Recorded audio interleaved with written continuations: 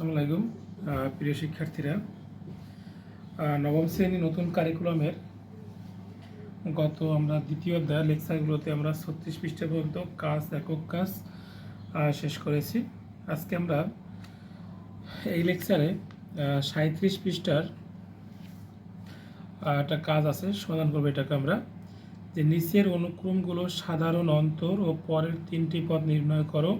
তোমাদের জন্য একটি এখানে করে দেওয়া আছে, দেখো এই যে এটা করে দেওয়া আছে তোমাদের বইয়ের 37 পৃষ্ঠা নবম শ্রেণী নতুন কারিকুলাম। দেখো -4 -2 0 2 আমাদের অন্তর বের করার নিয়ম কি, যে কোনো পদ থেকে আগের পদ বিয়োগ। দেখো এই -2 মাইনাস আগের পদ -4, তাহলে -2 থাকলো, মাইনাসে মাইনাসে +4 অর্থাৎ এখানে 2।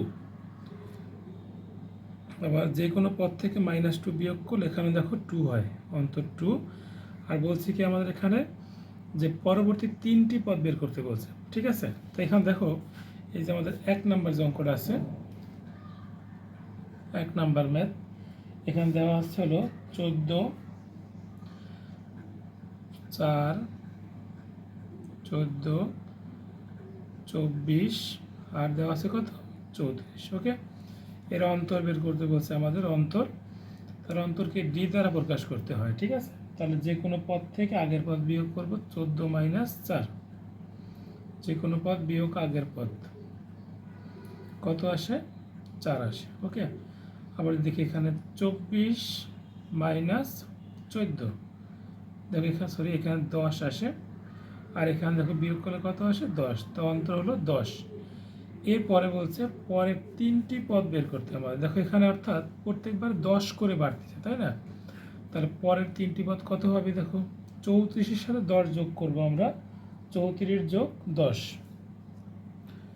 34 যোগ 10 মানে কত 44, তাহলে এই পদটা হবে 44।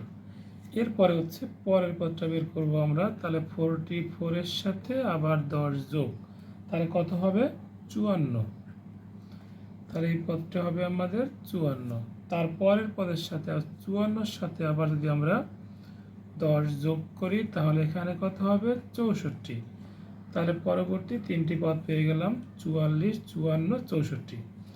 ওকে, সেমভাবে এখানে দেখো প্রত্যেকবারে কত করে বাড়তিছে, আমাদের 2 করে বাড়তিছে অন্তর। তাই এখানে এই পদটা হবে কত 2 যোগ 2 মানে 4, মানে এই পদটা হবে এখানে 4। এবার 4-এর সাথে আবার 2 যোগ করলে 6, তারপরেরটা হবে 6-এর সাথে 2 যোগ করলে কত 8। ওকে, সেমভাবে 3 নম্বর ম্যাথটা দেখো। 3 নম্বর যে ম্যাথটা আমাদের এখানে দেওয়া আছে, 3 নম্বর অঙ্কটা আছে হলো 1/4 2/4